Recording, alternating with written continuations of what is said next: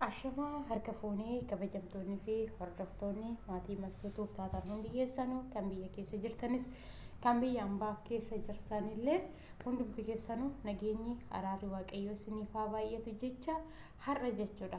Viidiyoo ajaa'iba gurra namaatti dhageessitti namatti hin tolle wayitaa fidee tolu. Maaloo gisee tokko dhugaa nama ajaa'iba jechuudha. Non kolfalleedha non aaralleedha dhugaadhaan spiichicha jaalladha. Dhaggeeffadha kan waan ajaa'ibaa wayitii jechuudha. Tokkoffaa mana walee tuubii seenaa lammata dammoo mana hinaan tuubii seenaa ta'u viidiyoo wayii dhaggeeffadha. Viidiyoo kana waleetu hojjete jechuudha. Hinaani hiriyaa teenya nuuf hiriyaa addaati jechuudha. Hinaan tuubii jechuun nuuf hiriyaa ana hin jedhamne wayiiti. Maaliif akka obboleessittis akka hiriyaatittis waliin jiraachaa turre waggoota dheeraadhaaf biyya Arabaa keessatti goddanyoota turre biyyattis gallan waggoota dheeraadhaaf waliin jiraachaa turre jechuudha. Garuu hiriyaan teenya jidduu keenya keessaa waliin jechuudha. Abbaa manaa hinaan janajjanaa jirti jechuudha. Ada dhugaa meeqa viidiyoo ishii dhaggeeffadhaatuma jechuudha. Saniin booda viidiyoo ishii dhaggeeffataniin booda jechuudha. Ajaa'ibuma isinitti dhufa dhaggeeffadhaa viidiyoo ishii. Inuu manatti daawwalaa inuu manatti taasa. Himoo hin qabu jedha sirriidha himoo hin qabu. Nu gara binaasu karaa telegiraamiitiin naa daawwala. Waa telegiraamni isaa immoo paaspoortii qaba. Kana hunda qofa hin qabdu hinaan. Akka paaspoortii qabus anamma ciitii baasee. Kun akkana jechaa jirtan. Abbaa manaa ishii waliin haasa'aa ture tooyi telegiraama natti haasa'aa jira. Telegiraamni ishii dammoo telegiraamni isaa dammoo qulfii qaba. Hinaan kana muluu hin beektu. Inni biraa dammoo waliin haasa'aa jira. Dhugaa kun ishee midha. Hiriyaa ofiitirraa abbaa manaa ishee fudhachuun wariidha dhugaa waaqayyo jecha. Baay'ee waan nama gurra namaatti iyyuu dhageechisuutti hin tolu jechuudha. Anammoo akka kootitti hinaaniin walee waan jetteen an abbaa manaa hin qabuudhaan edaa isaan olii maaliif isaan abbaa manaa hin qabu jetteen. Hinaanii fi waleen dammoo biyya ambaa keessatti ol baratan malee Itoophiyaatti ol hin beekan. Nu hundi ishiinis asii haa taatu malee ol hin beekanii turan. Garuu biyya ambaatti ol baratanii wantoota baay'ee waliin dabarsine seenaa hedduu waliin dabarsine biyya Arabaa keessatti. Garuu edaa ishiin abbaa manaa hinaan janajjanti.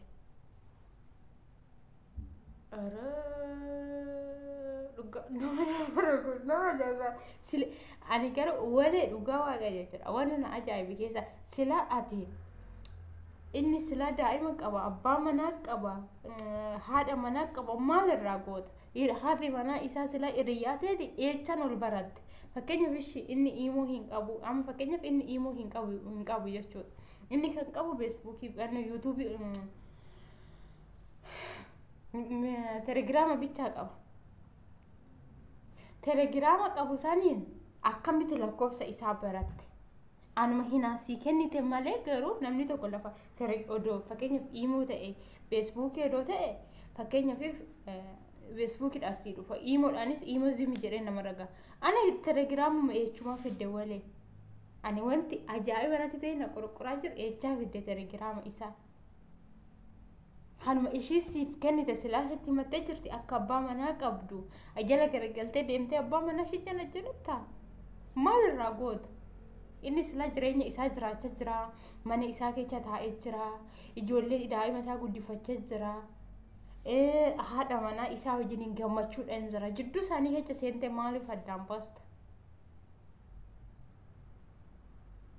Abeet baay'ee nama ajaa'iba dhugaa rabbii jechuudha.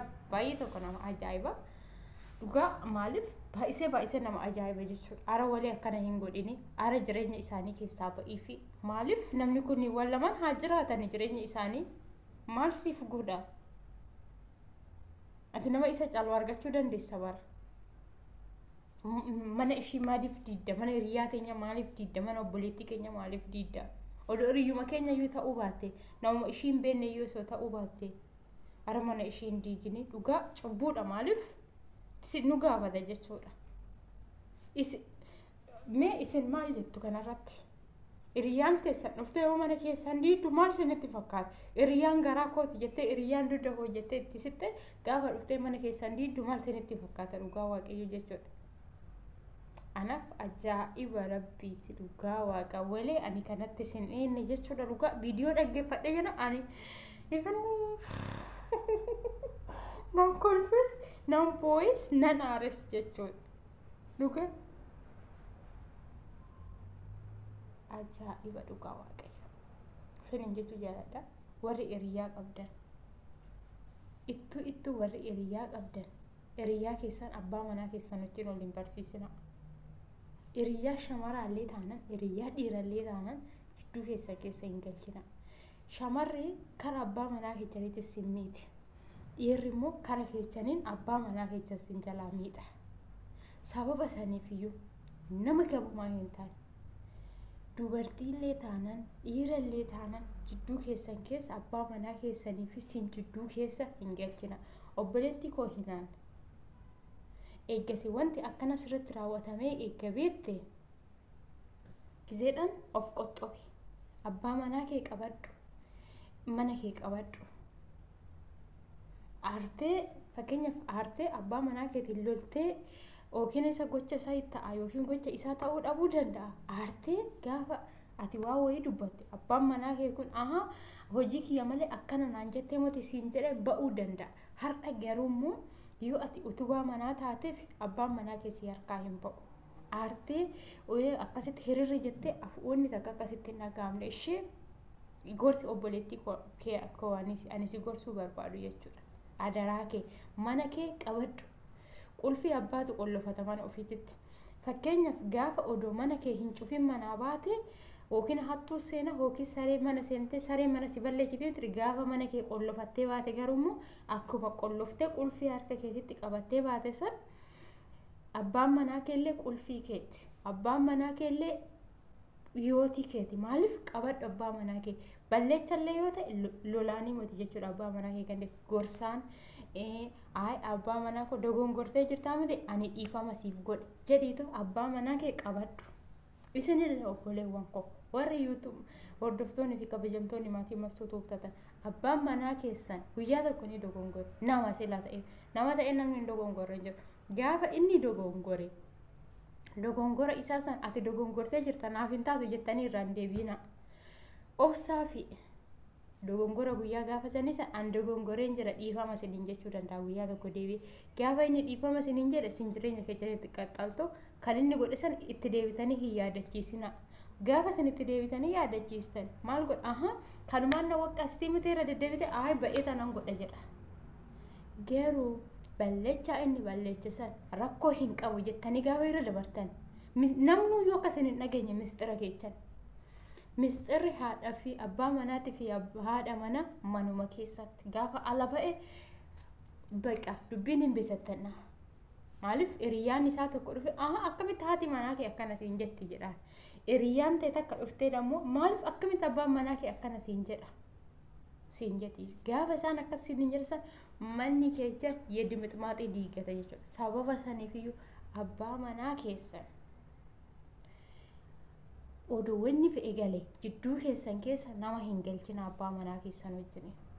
Gaafa namni jidduu keessan keessa galee manni keessan hin diigata. Akka manni keessan hin diiganne immoo isintu mana keessan akkanatti xabbaqee qabachuu qabu. Ittuu warri shamarranii mana keessan qabadhaa.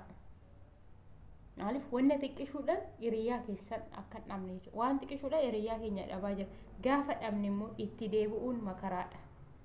Hiriyyaan jaallattu tokko gaafa harkaa ba'e ittan deebi'a jettee hin yaadin. Maaliif jennaan karaan ittiin deebitu baay'ee dheerata jechuudha. Gaafa baay'ee dheeratu san innis baargama taa'ee boo atis baargama teessee boocha. Sababa saniifiyyuu abbaa manaa keessanillee maa hin taane hiriyyaa keessanillee maa hin taane gaaf tokkoffaa gaafa balleessee dhufee dhiifama siniin jedhe dhiifama isaa taqabbala. Lammanni dammoo gaafa inni balleessa isaa san balleesse gorsa akka hiriyyaattis akka abbaa manaattis gorsa bira taa'a ta'u. Gaafa gorsitan guyyaa saniif gorsa keessa fudhachuu dhabuu danda'a. Guyyaa lammataatiif gorsa keessa ni fudhata. Silazza akkasii isiniin jechuu jaaladha. Viidiyoo kiyya kan akkuma argitanii laayikii, sheerii gochuu hin dagatina. Namoonni akkanaa jiraachuu danda'u. Namoonni wanta akkanaa irra ga'ee ana wajjiniinu namoonni wanta akkanaa irra ga'ee hiriyaa isaanii dhabanii gaafa immoo hiriyaa isaaniitti deebi'uudhaaf guyyaan itti dheerate ni jiru. Ittaan deebi'aa jettee doo karoorsite karaa itti deebitu baay'ee dheerata jechuudha. Maaliif sababa saniifiyyuu obsa godhadhaa. Waaqayyo obsa saniif haa kennu. Garuu immoo obboleetti keenya hinaan mana kee qabadhu, qulfii kee qabadhu, qulfiin kee si harka jira.